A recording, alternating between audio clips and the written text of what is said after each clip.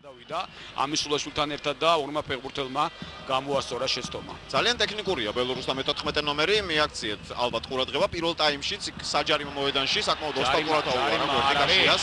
არ არის აქ ჯარიმა, ოქრიაშვილი კი წაიქცა, მაგრამ თამაში არ შეჩერებულა და მარჯვენა ფლანგიდან შეტევაში გადავიდნენ ბელორუსი ფეხბურთელები.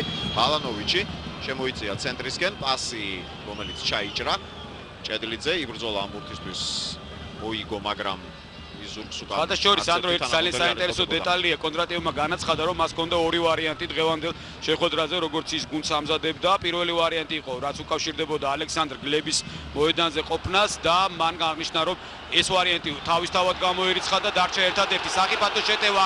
ქართველი ფეხბურთელები ოქრიაშვილი წრუ მოძრაობა. შემდეგ დარტყმა საჭირო. კიდევ ერთი მოძრაობა. გოლ! ოქრიაშვილი ბრწყინვალე გოლი გაიტანა. შესანიშნავად ითამაშა. ძალიან კარგად ითამაშა ოქრიაშვილმა, შეიძლება ზედმეტიც გააკეთა, მაგრამ ალბათ ესეც არის სწორედ ეს მომენტი, რომ ტექნიკური იყო ძალიან ოქრიაშვილი. შვენივრად ითამაშა საჯარიმოში და გახსნა ანგარიში თორნიკე ოქრიაშვილმა. დღევანდელ შეხვედრაში 51 წუთი მატჩისა საქართველოს ნაკრები გადის წინ.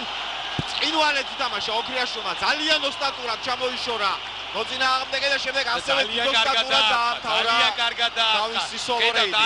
ეს შემდეგი მოძრაობა ბრწყინვალე, ორი ფეხბურთელი ერთმანეთს შეეჯახა. ბრავო ოქრიაშვილი.